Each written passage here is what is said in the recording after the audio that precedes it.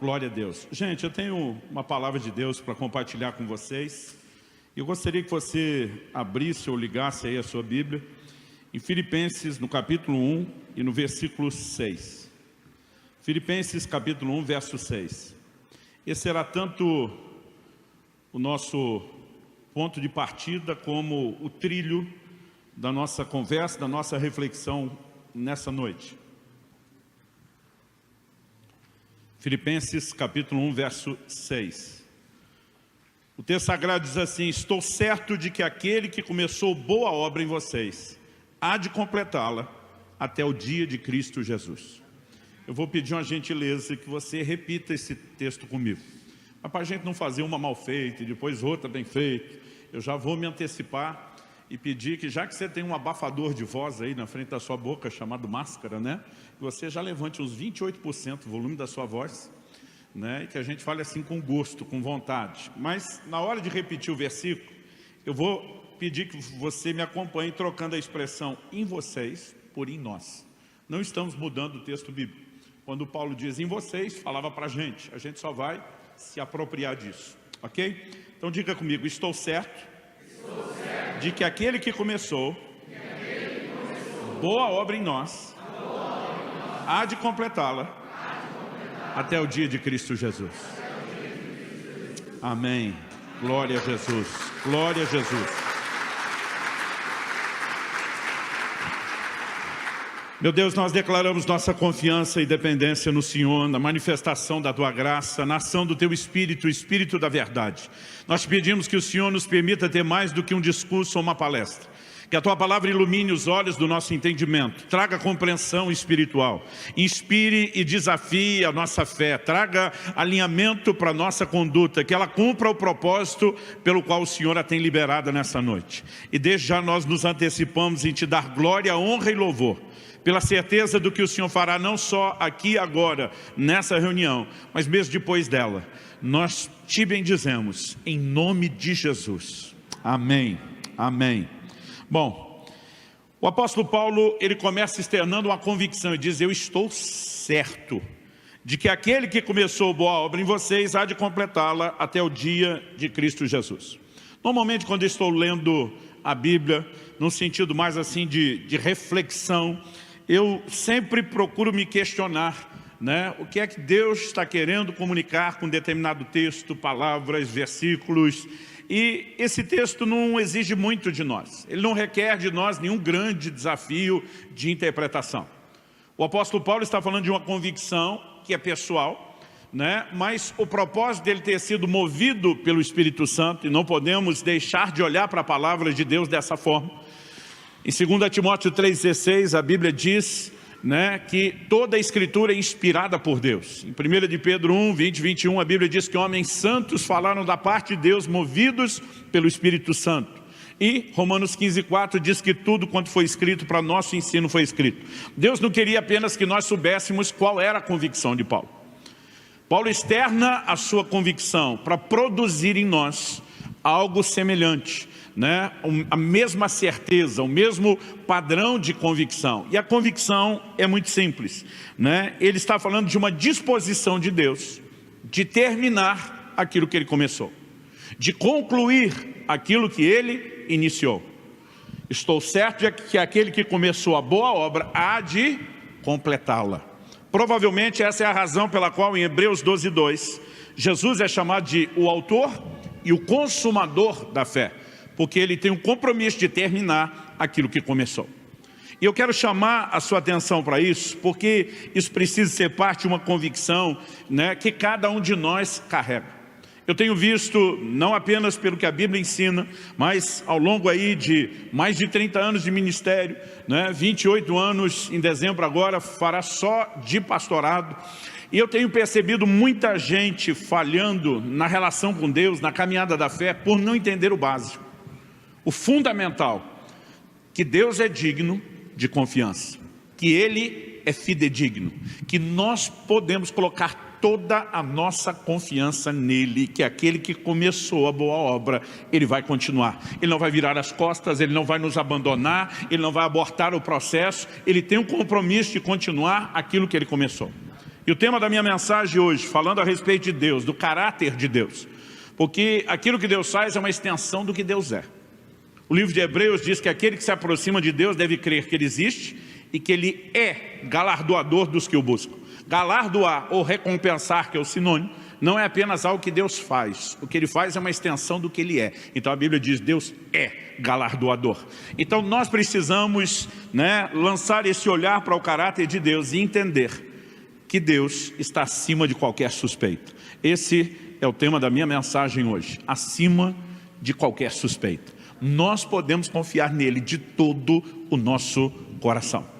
E para que a gente construa essa ideia em cima desse trilho de que o Deus que começou vai completar, de que Ele não aborta, de que Ele não abandona a gente no processo, de que Ele não vira as costas, eu quero construir isso em cima de 3 pilares. O primeiro, nós vamos trabalhar alguns exemplos bíblicos envolvendo principalmente a nação de Israel do Velho Testamento. Porque Paulo diz, daqui a pouco nós vamos ler esse texto, em 1 Coríntios 10, 11, falando dos registros da história de Israel, diz, essas coisas lhes aconteciam e foram escritas para nossa advertência, para nosso exemplo de quem são chegados os fins dos tempos. Então Deus queria que nós olhássemos para esses exemplos, mesmo aqueles negativos, e que isso nos advertisse. Então eu gostaria que a gente pudesse considerar, em primeiro lugar, alguns desses exemplos. Em segundo, eu quero mostrar o que eu vou chamar aqui de a parte de Deus e a nós, se você preferir, os 2 lados da moeda. Quando a Bíblia está dizendo que o Deus que começou vai terminar, isso não sugere unilateralidade, que Deus vai fazer tudo sozinho. Mas nos revela o quê? Que Deus tem um compromisso com a parte dele. A Bíblia diz que Ele é fiel, mesmo quando nós não somos. Agora, isso não significa que nossa infidelidade não atrapalhe. Mesmo que Ele, no seu caráter, permaneça fiel, eu quero te mostrar que nós temos a nossa parte. Se formos infiéis, nós nos impediremos a nós mesmos de experimentar ou de desfrutar a fidelidade de Deus que permanece a mesma e imutável. E depois, em terceiro e último lugar, depois de considerar esses exemplos, falar da parte de Deus e da nossa, eu quero trabalhar o que é o ponto central, principal da mensagem. O que significa confiar em Deus. Então, com isso em mente, vamos lá. Se você puder me acompanhar em 1ª carta de Paulo aos Coríntios, eu vou ler primeiro dos versículos, no capítulo 10, 1ª carta de Paulo aos Coríntios, capítulo 10. Eu vou ler aqui primeiro do verso 1 a 6, mas vou pedir que você deixe esse texto marcado, porque daqui a pouco, no segundo tópico, nós vamos voltar e vamos continuar a ler do versículo 7 em diante. Esse texto, ele é muito importante para nós aqui nessa mensagem hoje à noite. Então, 1 Coríntios 10, de 1 a 6, diz assim, ora irmãos, vou ler na Nova Almeida atualizada, ora irmãos, não quero que vocês ignorem que os nossos pais estiveram todos sob a nuvem, todos passaram pelo mar e todos em Moisés foram batizados, tanto na nuvem como no mar. Todos eles comeram do mesmo alimento espiritual e beberam da mesma bebida espiritual, porque bebiam de uma pedra espiritual que os seguia e a pedra era Cristo. Mas Deus não se agradou da maioria deles, razão pela qual ficaram prostrados no deserto. Ora, essas coisas se tornaram exemplos para nós, a fim de que não cobicemos as coisas más como eles cobiçaram. Então Paulo está escrevendo à igreja de gentios, de não-judeus convertidos.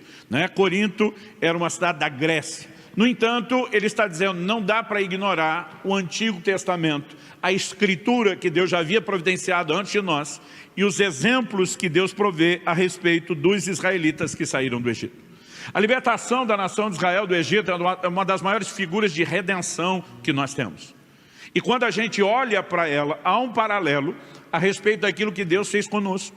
Eles estavam todos debaixo da escravidão, de um tirano que era o faraó. Nós também, antes da conversão, a Bíblia diz que nós éramos escravos e também estávamos debaixo de um tirano. Colossenses 1 diz que Deus nos arrancou do império, do domínio das trevas. Quando foi que a nação de Israel saiu dessa condição de escravidão, debaixo da tirania de Faraó? Na noite em que o Cordeiro da Páscoa é morto. Compre pelo link na descrição desse vídeo. Naquela noite, depois das 10 pragas sobre o Egito, a nação de Israel sai livre. Quando Paulo escreve aos Coríntios, ele diz que Cristo é o nosso Cordeiro Pascal. O que ele está dizendo? Que Cristo está para nós como o Cordeiro da Páscoa estava para os israelitas. Assim como na noite em que o Cordeiro foi morto, eles pegam do sangue do sacrifício, colocam nos umbrais das portas, num ato de apropriação pessoal de fé, dos benefícios daquilo que apontava um dia para o sacrifício de Cristo. Quando Jesus vem, aquele de quem João Batista aponta o dedo e diz: esse é o Cordeiro de Deus que tira o pecado do mundo. Paulo está dizendo: ele é o nosso Cordeiro Pascal. Foi por causa da morte e do sangue derramado dele que eu e você também fomos livres. Quando a nação de Israel sai do Egito e chega no Monte Sinai, Êxodo 19, versículos 5 e 6, nos mostra Deus fazendo declarações a respeito deles, dizendo que eles agora eram o povo de Deus. Não apenas deixaram de ser escravos do faraó, mas agora eram o povo de Deus. Quando você lê 1 de Pedro 2,9, ele repete sobre nós, a igreja, as mesmas palavras de Êxodo 19, 5 e 6. Quando ele diz: vós sois a nação santa, a geração eleita, o sacerdócio real, o povo de propriedade exclusiva de Deus. Nós temos um paralelo. Aqui o apóstolo Paulo vai mais longe e diz: eu não quero que vocês ignorem que os nossos pais, aqui ele está falando dos israelitas, estiveram sob a nuvem, todos passaram pelo mar e todos em Moisés foram batizados, tanto na nuvem como no mar. Não existe um batismo literal. Ele está falando daquela nuvem que os acompanhava, que na verdade os liderava durante o dia e que se transformava numa coluna de fogo durante a noite. Quando ele fala do batismo na nuvem e no mar, ele não está falando de algo literal, ele está falando de uma figura, assim como nós fomos batizados nas águas e no Espírito Santo. A Bíblia diz que eles comeram da mesma comida espiritual, do mesmo alimento espiritual, e beberam da mesma bebida espiritual. Quando ele fala do alimento espiritual, ele se refere ao maná. Embora a manifestação do maná fosse algo físico, literal, do qual eles realmente, literalmente comiam e tinham como um alimento a ser ingerido, o livro de Deuteronômio diz que ele procedia da boca de Deus. Era uma intervenção sobrenatural que chegava de forma materializada. No Novo Testamento, Jesus faz uma clara comparação entre o maná e a palavra de Deus, quando ele diz: nem só de pão viverá o homem, mas de toda a palavra que sai da boca de Deus. E o que ele está dizendo é que assim como Deus alimentou os israelitas, ele tem alimento espiritual para nós. Paulo não só fala da bebida espiritual, mas diz que eles beberam de uma pedra espiritual que os acompanhava. Ele diz que a pedra era Cristo. Quando você olha toda a jornada do Êxodo, da saída do Egito até a terra prometida, você encontra duas experiências onde Deus fez sair a água da rocha. Nenhuma dessas rochas saiu do lugar. Nenhuma delas se moveu de forma literal para acompanhá-los. Mas ele está falando num sentido figurado. Eles beberam de Cristo, assim como eu e você hoje, podemos beber do Senhor. Aliás, Paulo escrevendo aos Coríntios diz: e a todos nós foi dado beber de um mesmo Espírito. Ele está estabelecendo um paralelo. Por quê? A ideia aqui é nos fazer olhar para a nação de Israel, não como um povo que não tem nada a ver conosco, apenas que viveu uma história longa, distante de nós, uma outra aliança. Mas ele está tentando nos fazer enxergar e entender que, enquanto povo de Deus, mesmo que numa outra aliança, eles projetaram figuras de advertências claras para mim e para você, para que a gente não repita o comportamento que os reprovou. A Bíblia diz: Deus não se agradou da maioria deles. Inclusive o verso 5 diz: foi por isso que eles ficaram prostrados no deserto. E o verso 6 termina dizendo: essas coisas se tornaram exemplos para nós, para que a gente não repita os mesmos erros. Quando a gente considera isso, e dentro do que nós estamos procurando trabalhar, que Deus começou a boa obra, há de continuá-la. O que tem me chamado muita atenção ultimamente, os últimos meses eu gastei bastante tempo estudando o Pentateuco, os primeiros 5 livros da Bíblia aí, cuja autoria é atribuída a Moisés. Eu de vez em quando tenho um hábito de ler a Bíblia toda procurando um único assunto. Normalmente está relacionado a algum material, algum livro que eu estou escrevendo, algum estudo que eu estou fazendo. Enquanto eu estava olhando esses textos, procurando um outro assunto, eu comecei a perceber, creio que foi o Espírito Santo abrindo meus olhos, a repetição de um comportamento que era recorrente. O tempo todo os israelitas tratavam Deus como se aquilo que ele começou ao tirá-los do Egito não fosse ser concluído ou terminado. Então, acredite, foi difícil. Eu vou separar agora, só nesse primeiro tópico, 3 exemplos apenas. E quando a gente chegar lá no terceiro, eu vou acrescentar um quarto. E quando estiver lá, você vai entender por que eu deixei o quarto exemplo por último. Mas para separar só 4, deu trabalho. Porque eles repetiam esse comportamento, mas muitas vezes. Então, eu quero começar com Êxodo capítulo 14, dos versículos 10 a 14. Em Êxodo 12, eles estão saindo do Egito. Então, nós temos, né, uma celebração que acontece na noite de Páscoa. E mal eles se distanciaram do Egito, não foram muito longe. A Bíblia diz que o faraó se arrependeu de deixá-los ir e resolve vir atrás deles com o seu exército. Eles tinham acabado de sair. Vamos dizer que a jornada deles com Deus estava no início. E o texto diz assim, Êxodo 14, de 10 a 14. Chegando o faraó, os filhos de Israel levantaram os olhos, e eis que os egípcios iam atrás deles, e ficaram com muito medo.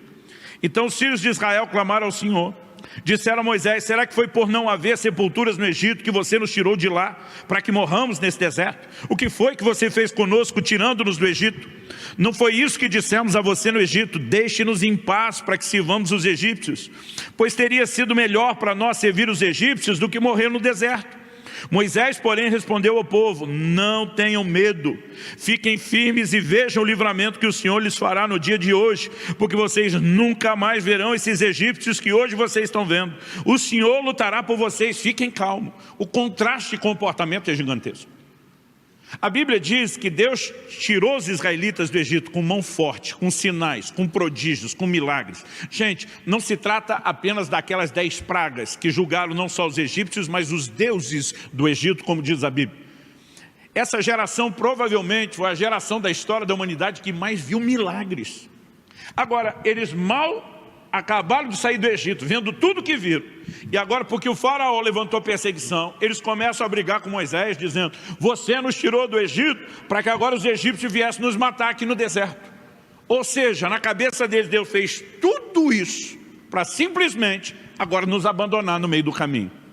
Moisés, que conhece o Deus que enviou, ele olha para essa turma e diz, não tenham medo, ficam firmes, vejam o livramento que o Senhor lhes fará. O que é que Moisés está dizendo? Gente, Deus não fez tudo isso para abandonar vocês agora. O que Moisés está falando muito tempo antes de Paulo é aquele que começou a boa obra, vai terminá-la. Não faz o menor sentido ele fazer tudo o que fez para abandoná-los agora. Aí você pensa, como é que essa turma podia pensar isso de Deus? Mas você pensa assim, bom, primeira vez, tem que dar um desconto. Eles ainda não conheciam e Deus traz um grande livramento. E aí você imagina, aprenderam a lição? Nada. Êxodo capítulo 16, nem demorou. A Bíblia diz que quando eles partem de um lugar chamado Elim, eles começam agora a reclamar que Deus os abandonou para morrer de fome no deserto. Então antes era, Deus nos abandonou para morrer pela mão dos egípcios. Aí Deus intervém, livrou eles dos egípcios. Eles dizem, não, a gente estava errado. Deus não virou as costas para nos matar pela mão dos egípcios. Ele na verdade quer matar a gente é de fome. Então, a gente estava errado, era só o meio que Deus ia acabar com a raça deles. Mas eles continuavam acreditando que Deus iria abandoná-los. Olha o que diz Êxodo 16, versículos 3 e 4. Os filhos de Israel disseram a Moisés e Arão, quem nos dera tivéssemos morrido pela mão do Senhor na terra do Egito, quando estávamos sentados junto às panelas de carne e comíamos pão à vontade. Pois vocês nos trouxeram esse deserto a fim de matarem de fome toda essa multidão. Então disse o Senhor a Moisés, eis que farei chover do céu pão para vocês, e o povo sairá e recolherá diariamente a porção de cada dia. A partir desse momento, durante cerca de 40 anos, até que eles entrassem na terra prometida, havia uma provisão diária de alimento vindo do céu, que era o maná. Então depois daquela intervenção, você imagina, agora aprenderam a lição, nada. Capítulo 17, agora foi assim, ó, um na sequência do outro. Quando eles estão num lugar chamado Refidim, a Bíblia diz que de novo eles chegam à conclusão que Deus não está mais com eles. Olha o que diz o texto, Êxodo 17, eu vou ler do 2 até o 7. Então o povo discutiu com Moisés e disse, dê-nos água para beber. Moisés respondeu, por que vocês estão discutindo comigo? Porque estão tentando o Senhor. Mas ali o povo estava com sede de água e murmurou contra Moisés, dizendo, por que você nos tirou do Egito para nos matar de sede, a nós, a nossos filhos e aos nossos rebanhos? De novo a mesma conversa. nos tirou de lá para nos matar, mas agora não é pela mão dos egípcios, agora não é mais de fome, a gente estava enganado, é de sede.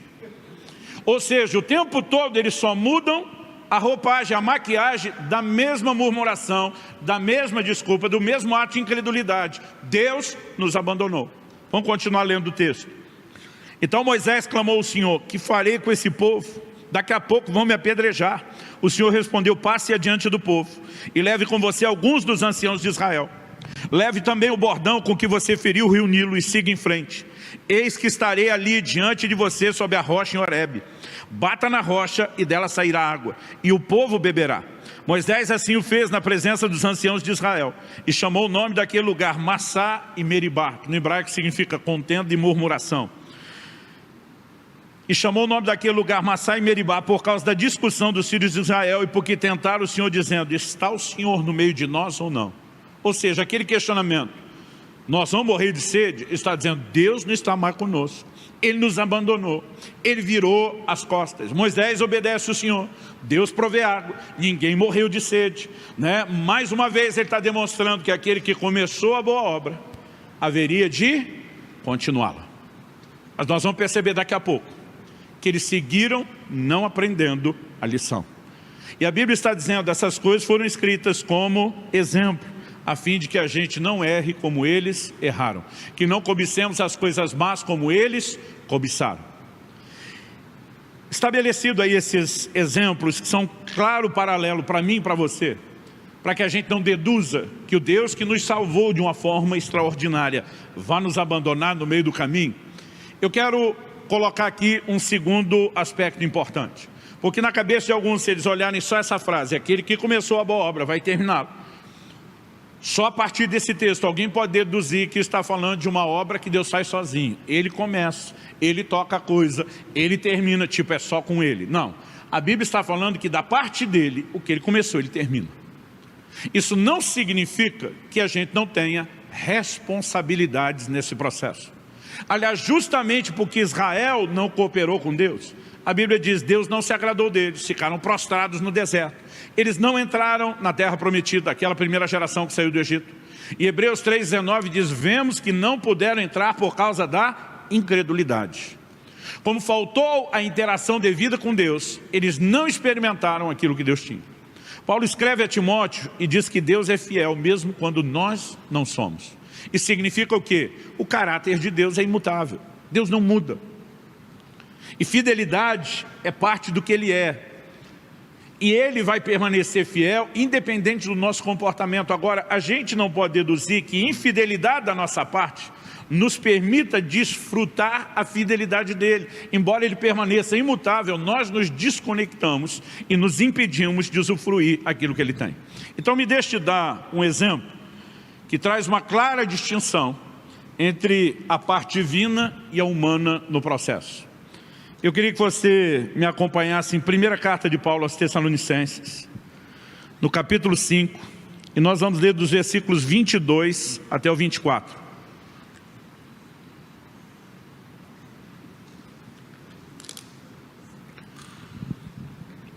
No 22, o apóstolo diz assim: abstenham-se de toda forma de mal.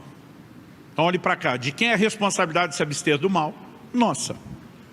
A Bíblia não está dizendo: ore a Deus, peça que Ele garanta, né, que vocês de fato consigam se abster do mal. Não, é uma ordem dada para mim e para você, para os crentes, para a igreja de Tessalônica e para cada um de nós. Abstenham-se de toda forma de mal. Quem tem que se abster é a gente, ponto final. Agora, assim como nós dissemos que o que começou termina, não é um ato de unilateralidade divina, isso também não significa que a vida cristã tenha a unilateralidade humana, que seja só a gente. Logo depois de falar da nossa parte, no verso 23 ele diz assim: o mesmo Deus da paz os santifique em tudo. Agora ele fala de um processo de santificação que envolve a parte de Deus. Eu me abstenho do mal, mas eu estou sozinho nessa? Não. O mesmo Deus da paz os santifique em tudo, e que o espírito, a alma e o corpo de vocês sejam conservados íntegros e irrepreensíveis na vinda de nosso Senhor Jesus Cristo. Então ele fala da nossa parte, daí ele fala da parte de Deus, e depois de casar essas duas coisas, olha o que ele diz no verso 24: fiel é aquele que o chama, o qual também o fará. Eu gosto demais dessa frase.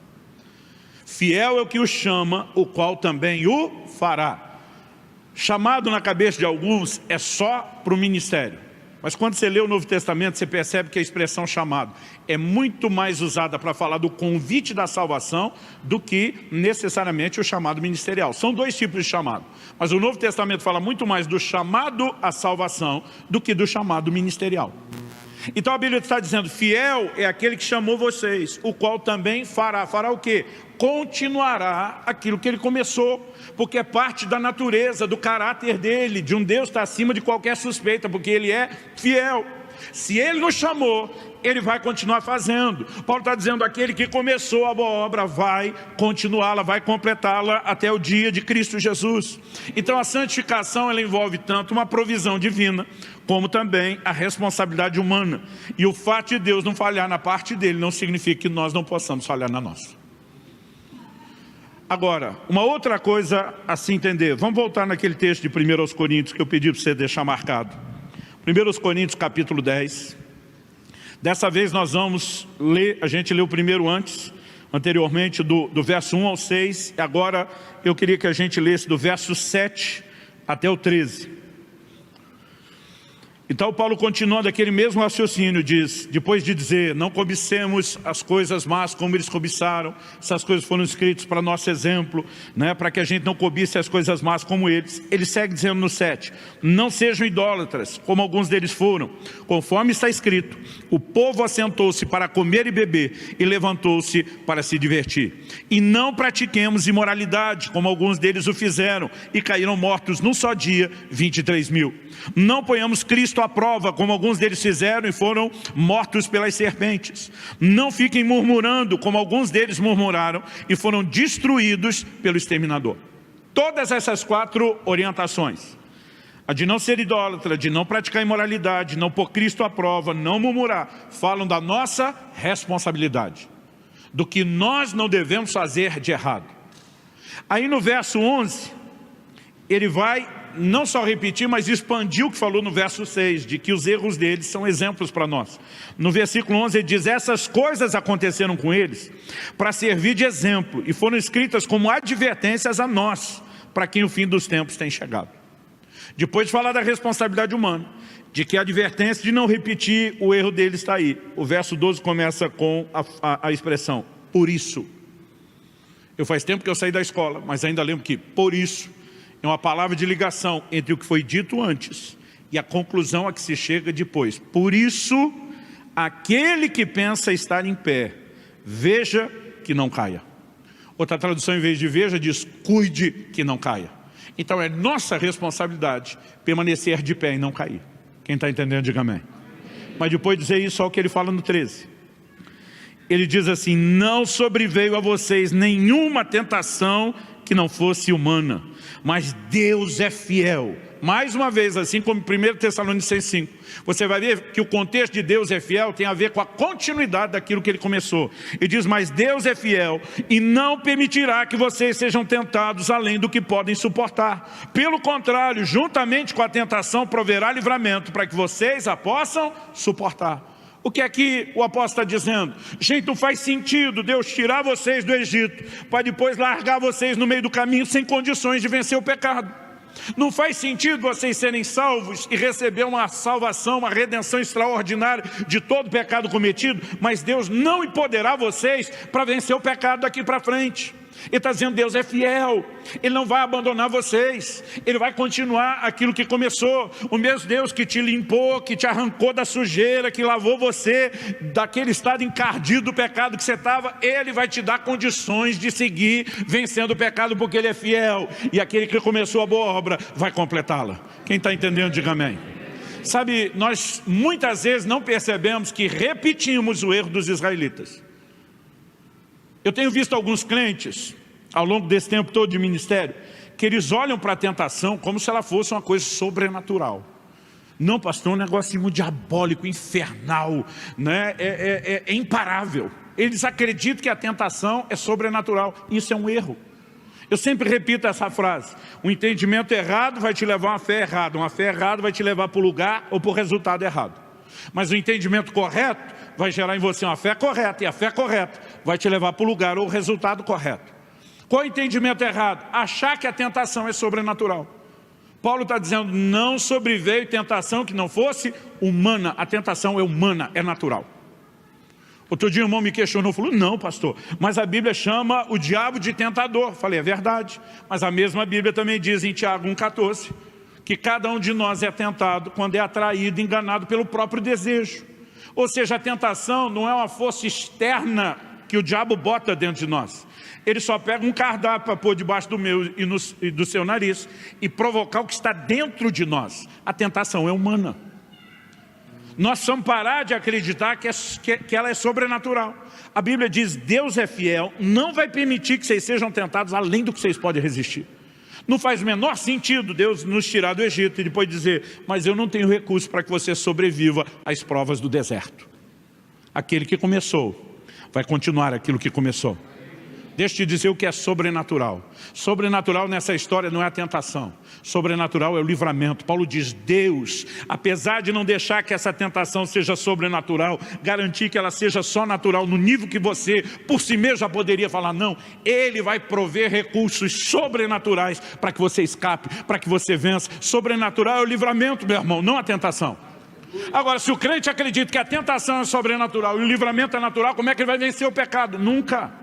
Agora, quando eu e você entendemos que a tentação é natural e o livramento é sobrenatural, nós vamos olhar e dizer, ele é fiel, ele começou para não abandonar a gente no caminho, ele vai seguir cuidando da gente, ele provê os recursos que eu e você precisamos para terminar a jornada. Então isso nos ajuda a ter um desenho desse caráter de Deus. Esse é o desenho do Deus que eu e você precisamos confiar. Agora, o apóstolo Paulo, quando falava sobre a sua própria caminhada com Deus, ele nunca negou a sua parte, a sua cota de responsabilidade. Quando ele escreve em 2 Timóteo 4,7, ele diz, eu combati o bom combate, eu encerrei a carreira, eu guardei a fé. Quem que combateu o bom combate? Paulo, não foi Deus que fez no lugar dele. Quem que encerrou a carreira? Paulo, não foi Deus que fez isso para ele. Quem guardou a fé? Aliás, essa expressão guardei a fé é importantíssima.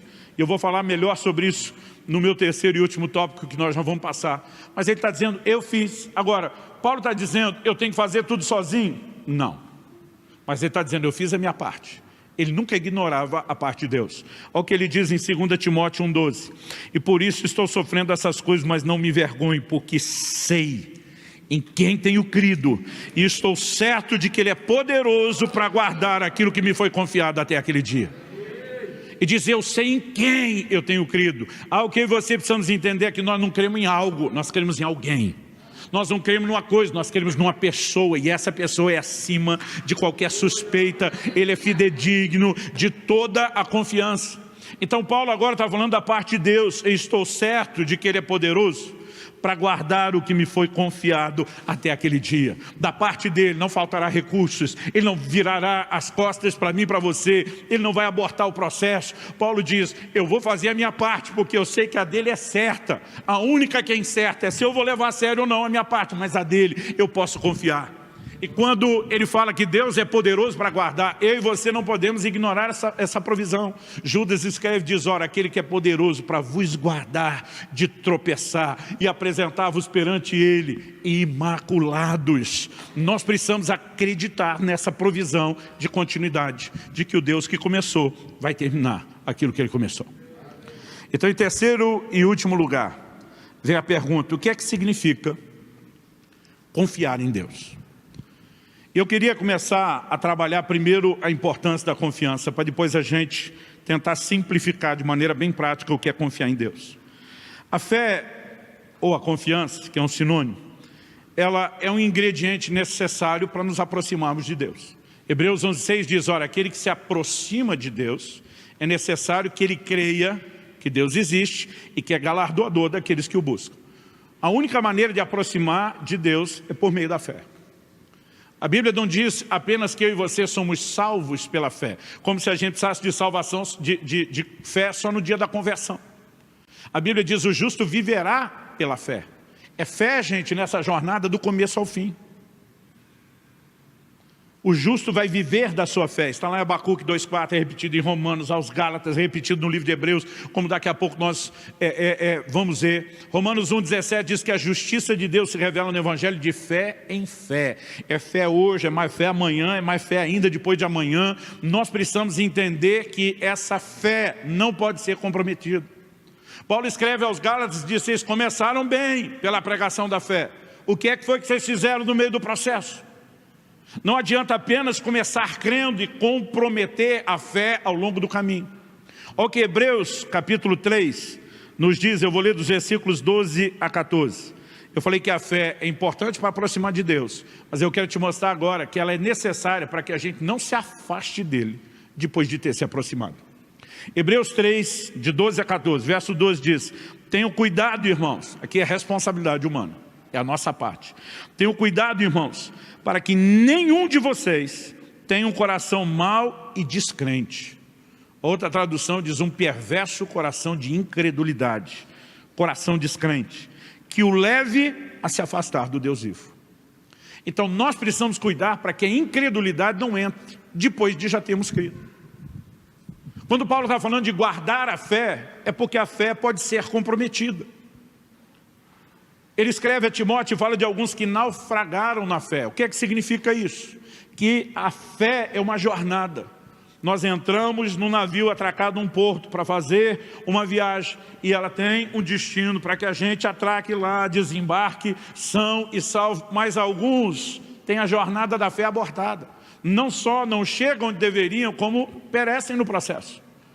Então, se há algo que eu e você precisamos entender que tem que ser protegido, é a nossa fé. No verso 13 ele diz: pelo contrário, animem uns aos outros todos os dias durante o tempo que se chama hoje, a fim de que nenhum de vocês seja endurecido pelo engano do pecado. Nós precisamos entender que há uma jornada de fé e nós precisamos guardar a fé e a confiança. Nós precisamos cuidar uns dos outros para que ninguém se perca no processo. Gente, é impressionante a quantidade de desviados que nós temos no Brasil. O nosso maior desafio não é só o evangelismo. Acredita-se, nós estamos esperando o próximo censo sair no último, há 11 anos atrás, nós já éramos mais de 40 milhões. Acredita-se, os mais realistas estão dizendo, devemos estar em torno de 50 milhões. Os mais empolgados estão dizendo, passou de 60. Nós não sabemos ainda quantos somos.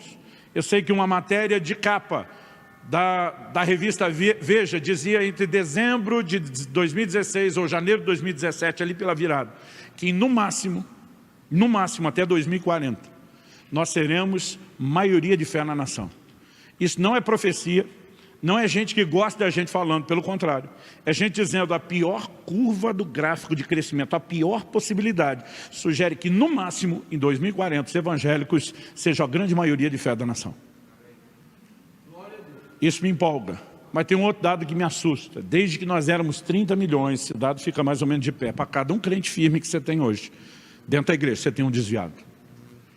Eu sei que nessa hora nós podemos pensar em muita gente que já passou por aqui, ou que você conhece que congregou em outro lugar e que não está firme. Não é um assunto com o qual a gente possa brincar. Então o texto está dizendo, animem uns aos outros todos os dias. Outro dia um irmão falou, pastor, eu acho que é muita coisa, e no culto domingo, e mais a célula na semana. Eu falei, não filho, é pouco. A gente tem que se animar todos os dias.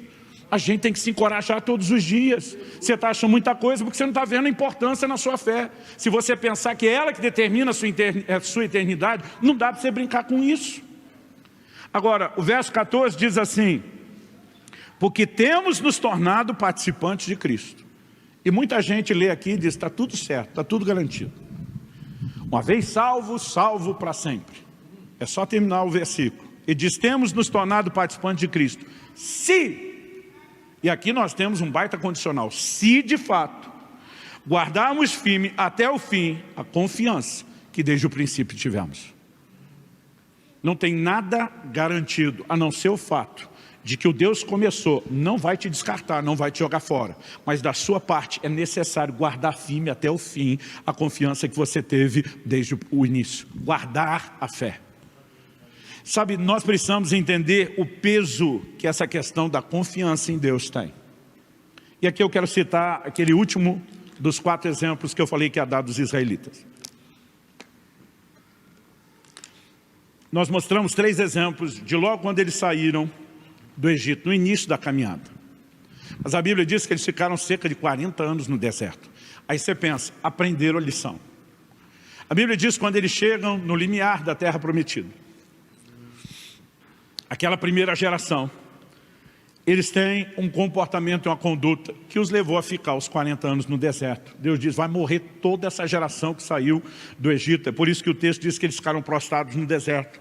Deus diz, os filhos de vocês entram, mas vocês não. O que levou a isso? Hebreus capítulo 3, que é esse texto que nós lemos aqui de 12 a 14, se você continuar lendo, você vai perceber que ele está usando como paralelo justamente esses israelitas que ficaram no deserto. E o verso 19 vai dizer assim, vemos que eles não puderam entrar por causa da incredulidade. Então eu quero pegar o mesmo exemplo do autor de Hebreus aqui, mas eu quero que você acompanhe comigo Deuteronômio capítulo 1, e eu vou ler do 26 até o 32. Deuteronômio é uma palavra que significa segunda lei, ou repetição da lei. No livro de Deuteronômio você tem a repetição dos mandamentos principais, dos mais importantes. Você tem uma espécie de highlights, melhores e piores momentos, desde a jornada do êxodo, da saída do Egito até Canaã. Aqui logo no capítulo 1 ele está falando do momento que eles chegaram no limiar da terra, mas não tiveram a coragem de obedecer o comando de Deus e entrar e lutar pela terra. E o texto diz assim, Moisés recapitulando diz, porém vocês não quiseram ir, mas foram rebeldes à ordem do Senhor seu Deus. Primeira coisa que você puder, anote aí na sua mente essa expressão, foram rebeldes. Primeiro erro deles. Segundo, o texto diz, ficaram murmurando em suas tendas. Então, além de rebeldia, adicione aí no problema deles, murmuração. Ficaram murmurando em suas tendas e disseram, o Senhor está com ódio de nós. Por isso nos tirou da terra do Egito para nos entregar nas mãos dos amorreus e nos destruir. Gente, fala sério. Agora mudou, não. Deus não queria matar a gente pela mão dos egípcios. Deus não queria matar a gente de fome. Deus não queria matar a gente de sede. Até que ele só trollou a gente para fingir que cuidava. Ele queria matar a gente, era pela mão dos amorreus, dos cananeus. Ele esperou todo esse tempo para puxar o nosso tapete agora. A frase deles é pesada, o Senhor está com ódio de nós. Você olha o que Moisés fala da parte do Senhor no livro de Deuteronômio, e diz, ele se afeiçoou a vocês. O tempo todo Moisés está dizendo, Deus ama vocês, do lado de cá. Deus está com ódio da gente. Sabe, é impressionante essa leitura equivocada a respeito de quem é Deus. Mas é fácil a gente olhar para esses caras e dizer, bando de doido, de maluco. Mas muitas vezes a pergunta a ser feita e você responda com honestidade para si mesmo. Muitas vezes a gente não age de forma parecida. Não tem momentos que nós não estamos lá achando que Deus não ama mais a gente, que Ele não se importa, que Ele esqueceu, que Ele não vai fazer alguma coisa em nosso favor, porque talvez não esteja mais de boa vontade. Nós muitas vezes tratamos Deus não com essas palavras, mas se a gente for avaliar o que a gente se permite sentir e pensar, a gente trata Deus como se fosse uma criatura bipolar. Um dia nos amou para nos salvar tremendamente, Ele nos amou de tal maneira, como diz a Bíblia, mas depois nós acreditamos que um dia Ele acorda como se fosse alguém que diz, hoje é dia de maldade, o que eu posso fazer para azarar a vida dos crentes? Como se Ele quisesse simplesmente, agora ser uma criatura completamente distinta, não só do que Ele foi em termos de ação, mas de quem Ele é como caráter. O Senhor está com ódio de nós e queria que a gente morresse pelas mãos dos amorreus. Aí eles começam a dizer, para onde iremos? Nossos irmãos nos deixaram com medo, dizendo, aquele povo é maior e mais alto que nós. As cidades são grandes e fortificadas até o céu. Também vimos ali os filhos dos anaquins, que eram gigantes. Agora, olha a resposta de Moisés. Então eu lhes disse, não fiquem apavorados, nem tenham medo deles. O Senhor, seu Deus, que vai adiante de vocês, Ele lutará por vocês, segundo tudo o que viram que Ele fez conosco no Egito e também no deserto, onde vocês viram que o Senhor, seu Deus, os levou como homem, leva o seu filho por todo o caminho pelo qual vocês andaram até chegar a esse lugar. Moisés está dizendo, presta atenção, cambada de cabeçudo. Lembra o que Ele fez no Egito? Sim. Lembra tudo que Ele fez até agora no deserto? Sim. Ele vai continuar fazendo. Ele está dizendo, aquele que começou é fiel para continuar. Sabe, quando eu e você começamos a ser assaltados por esses pensamentos, de que Deus deve estar de mau humor, de que Ele não gosta mais da gente, de que Ele não nos ama, não nos quer bem, nós vamos fazer como Jeremias. Quero trazer à memória aquilo que me dá esperança. O que é que Ele fez por mim e por você quando nos tirou do Egito? O que é que Ele fez ao longo do caminho? Eu lembro de um dia, isso deve acontecer com vocês também. Eu lembro de um dia daqueles que eu acordei para o crime. O mundo veio de colorido, estava branco e preto. Eu estava meio aborrecido com algumas coisas que eu estava enfrentando. Parecia que Deus não estava movendo o dedo para fazer nada, que Ele não fazia questão de ouvir oração, não estava intervindo. Eu estava meio chateado, né, com o próprio Deus, sem perceber a intensidade daquilo, mas meu coração, cada dia parece que amanhecia um pouquinho pior. E aquele dia eu estava mesmo assim, para o crime. E aí eu encontro um crente desses aleluiado. Pastor Luciano, glória a Deus pela oportunidade de te encontrar. Eu estava pedindo a Deus essa chance, eu pensando, hoje não, me deixa em paz. Mas estou tentando ser, se não crente, no mínimo educado. Aí ele falou, eu queria te fazer uma pergunta. Fulano de tal me disse que ouviu um testemunho seu, que Deus fez isso, é verdade? Eu falei, é verdade. Ele falou, o senhor pode me contar? Eu falei, foi isso. Gente, quem me conhece sabe que se deixar eu conto história até com detalhe demais. Ele falou, não, pastor, conta com detalhes. Aí eu aumentei uns 2 minutinhos a história. Não. Aí ele começava a perguntar cada parte. E lá vou eu falando. Mas estou pensando, quem sabe se eu falo, eu me livro dele, vai embora e me deixa em paz.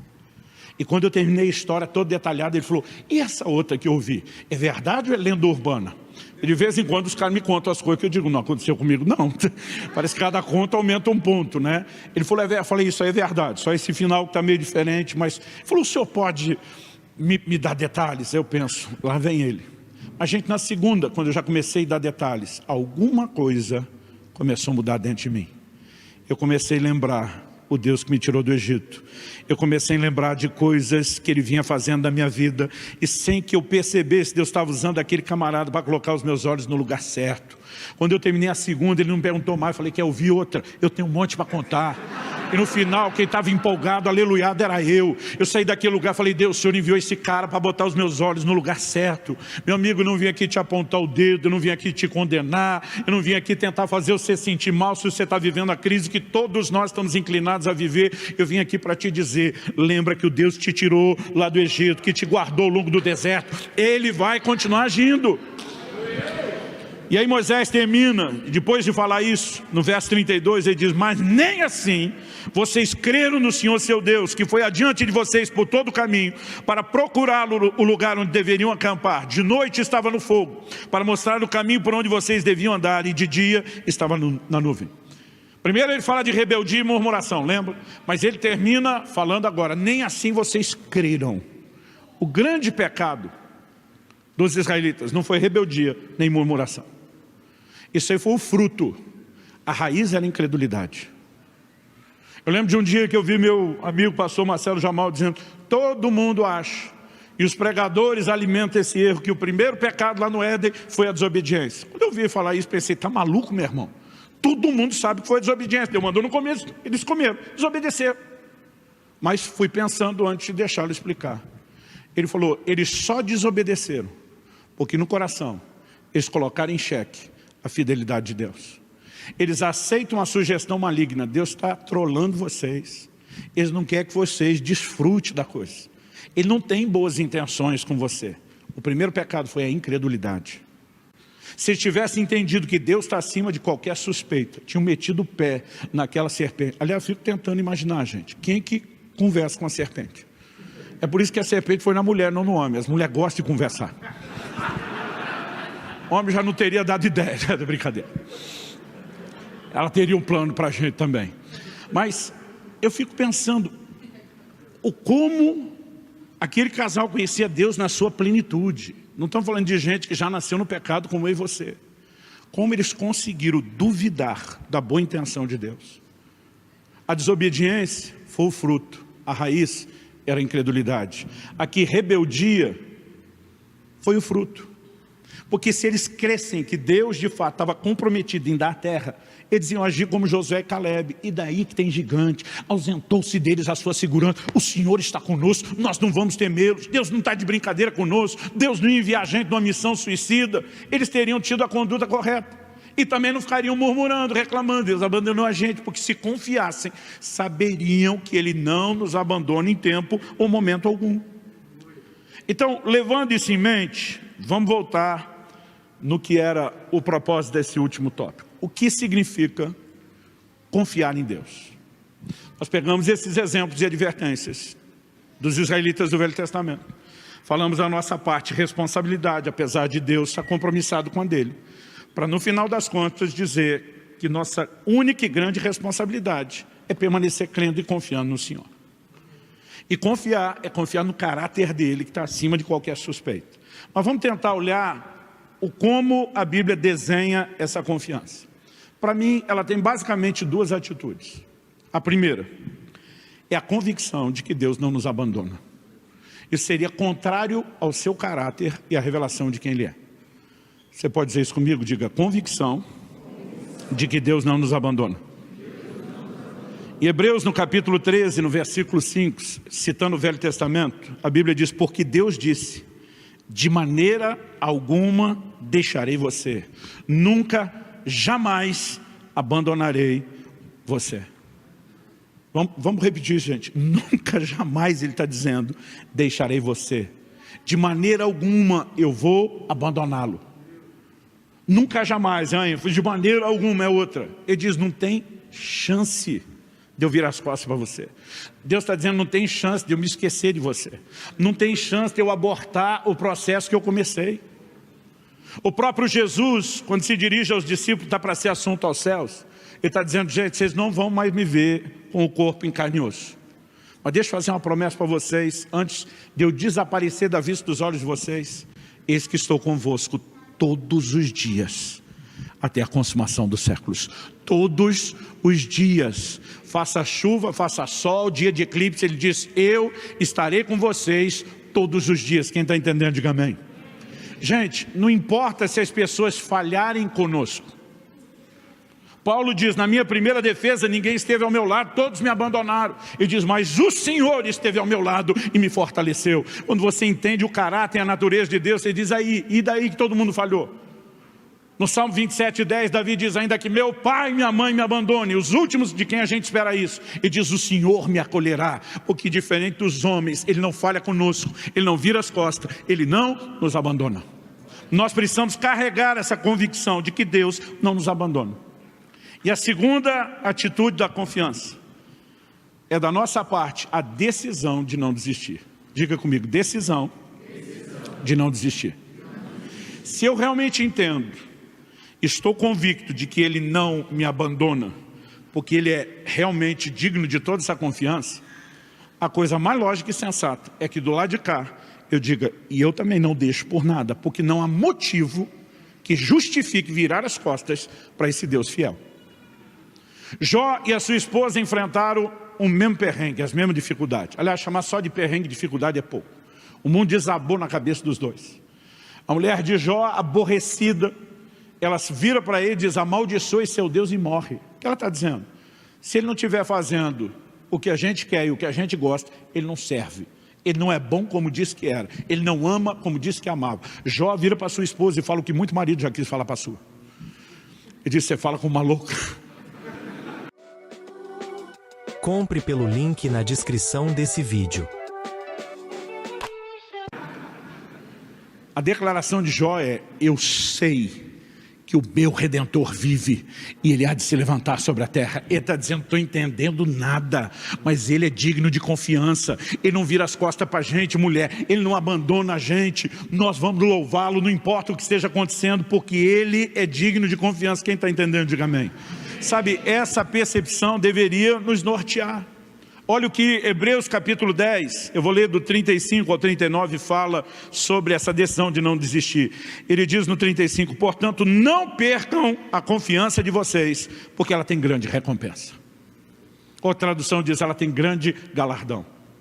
Eu vou repetir o que eu falei antes, eu não vim aqui tentar fazer você sentir mal se você está em luta ou em crise. Eu vim trazer uma mensagem de Deus para você, não perca a sua confiança, ela tem uma grande recompensa.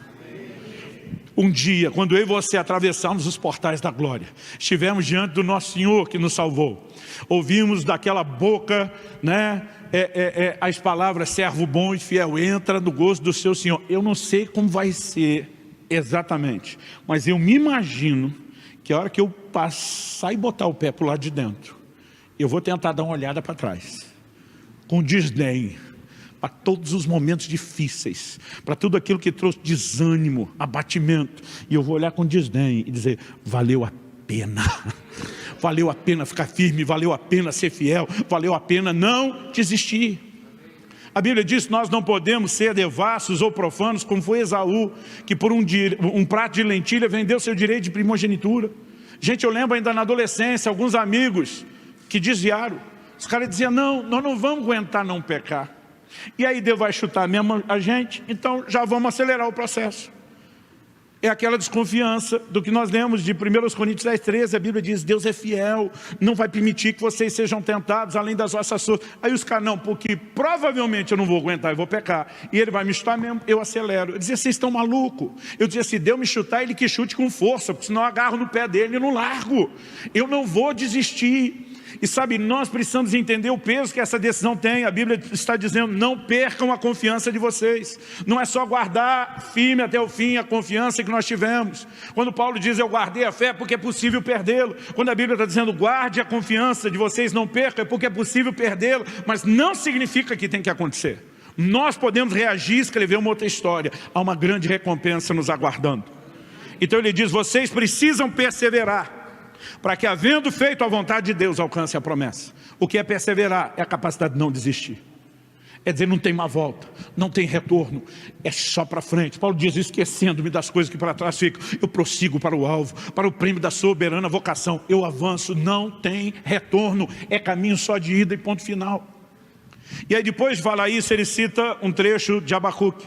Porque ainda dentro de pouco tempo, aquele que vem virá e não irá demorar. Está falando da vinda de Jesus. E ainda citando Abacuque, ele diz, mas o meu justo viverá pela fé. E na sequência diz, se retroceder, dele a minha alma não se agradará. Nós, porém, não somos dos que retrocedem para a perdição. Nós somos da fé para a preservação da alma. Qual a visão que eu e você precisamos, devemos ter a respeito de Deus? Alguém que está acima de qualquer suspeita. A nação de Israel, quando chegou no auge da apostasia, no auge, eles são julgados, na verdade, a nação de Judá. Israel, nessa época era o reino dividido, já tinha ido em cativeiro, levado em cativeiro pela Síria. Agora o reino do sul, composto por Judá e Benjamim, são levados em cativeiro para a Babilônia. Quando chegou o auge da apostasia, o auge do juízo, esses caras começam dizendo, acabou-se a nossa esperança. Tipo, se um dia Deus ainda teve misericórdia de nós, esse dia já passou, acabou, já era, estamos lascados. É nessa hora que Deus levanta Jeremias. No capítulo 29, no versículo 11, nós lemos Deus dizendo para esses israelitas. Deus diz, ei, eu é que sei os pensamentos que eu tenho acerca de vós. Porque Deus começa dizendo, eu que sei. Ele falou, agora é vocês que sabem o que eu penso. Agora é vocês que dizer, acabou a nossa esperança, Deus está nem aí para nós. Deus diz, quem sabe o que eu penso só eu. Então vocês querem saber o que eu penso? Ouça da minha boca. Deus diz, eu é que sei os pensamentos que eu tenho acerca de vós. São planos de bem e não de mal, para vos dar um futuro e uma esperança. Deus está dizendo mesmo agora, no auge da apostasia de vocês, se vocês se arrependerem, eu permaneço fiel. Se vocês deixarem a infidelidade para poder desfrutar da minha fidelidade, eu estou aqui para restaurar vocês, para mudar a sorte de vocês. Então Deus está dizendo, para de dizer o que eu penso e ouça o que é que eu penso. Eu não vou virar as costas para vocês, porque aquele que começou a boa obra é fiel para terminá-la. Vamos ficar em pé para parecer que está acabando.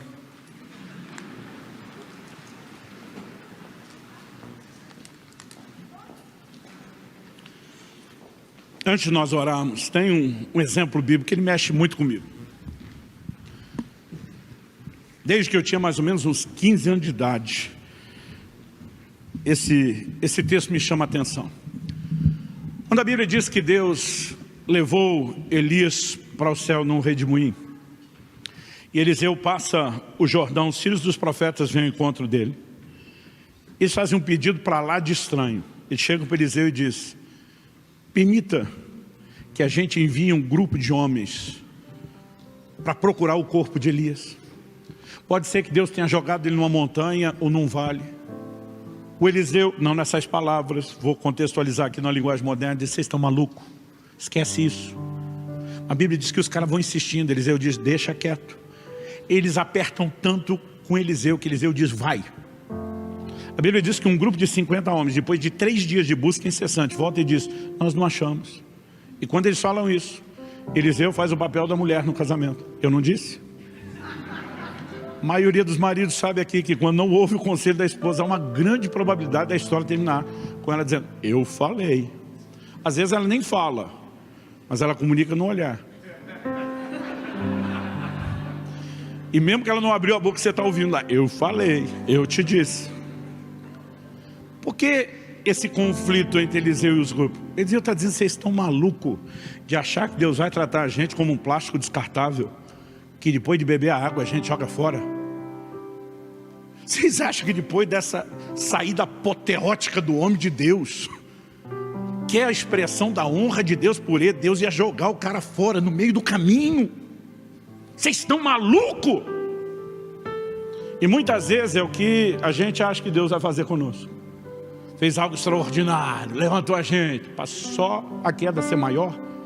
Pelo amor de Deus, gente, aquele que começou a boa obra vai terminá-la. Ele está acima de qualquer suspeita. Tudo que você precisamos é do lado de cá dizer, nós vamos guardar firme a confiança. Nós vamos ter a convicção de que Ele não nos abandona. E nós vamos decidir não abandoná-lo, ponto final. E dessa forma nós vamos seguir com perseverança para alcançar nossa promessa. Porque há uma grande recompensa. Eu creio que Deus não quer trazer só instrução, ou correção, ou alinhamento no nosso comportamento. Eu creio que é uma graça, uma unção sobrenatural de encorajamento nesse lugar hoje. Deus quer turbinar a sua fé. Ele quer avivar a medida de fé que Ele repartiu com você. Ah, pastor, tem sido tempos difíceis. Não precisa nem me explicar, gente. A pandemia foi uma grande surpresa negativa para nós em muitos sentidos. Mas deixa eu te dizer uma coisa. Em mais de 2000 anos de história da igreja, a igreja nunca emergiu mais fraca de uma crise. Nunca, nenhuma vez sequer. E agora não será a primeira. Diferente dos outros, nós temos recursos sobrenaturais. E sabe, é hora de fortalecermos a nossa fé. E de termos um posicionamento mais firme com o Senhor. Comece a falar com Deus do seu jeito, da sua maneira. Eu pedi para você ficar em pé, mas eu quero te dar liberdade para orar como você achar melhor. Pastor, eu quero orar em pé, sentado, de joelho, em voz alta, em voz baixa. Quer orar no seu lugar, quer vir para frente ou ir para um canto. A gente só precisa preservar o distanciamento, mas tenha liberdade. Eu vou orar por você, mas eu gostaria, tanto você aqui como você que nos acompanha pela transmissão, que você não ficasse só ouvindo a minha oração, que você fizesse a sua própria oração. Fale com Deus do seu jeito, da sua maneira. Eu sei que Ele está falando com você. Abra o coração com Ele. Talvez seja a hora de dizer, Senhor, eu estava mesmo por um fio, sem perceber o quão desanimado ou perto de desistir eu estivesse, mas eu quero receber forças do Senhor. Eu quero aceitar a sua instrução, sua correção, o seu encorajamento hoje, para que haja em mim uma fé perseverante, para que a confiança seja guardada. Eu quero te olhar da forma certa, da forma correta. Meu Deus, eu oro por cada um dos meus irmãos e irmãs neste lugar e aqueles que nos acompanham à distância, de forma virtual. Sopra Espírito Santo. O Senhor que é chamado nas Escrituras de o Espírito da fé. Sopra teu fôlego de vida. Vivifica a medida de fé que o Senhor tem concedido a cada um. Nós oramos por fortalecimento, por encorajamento sobrenatural nessa noite. Em nome de Jesus e para a glória de Deus. Abençoamos cada um dos nossos irmãos e irmãs. Falamos sobre eles graça, favor do Senhor, forças novas, em nome de Jesus e para a glória de Deus. Clique e veja mais vídeos como esse.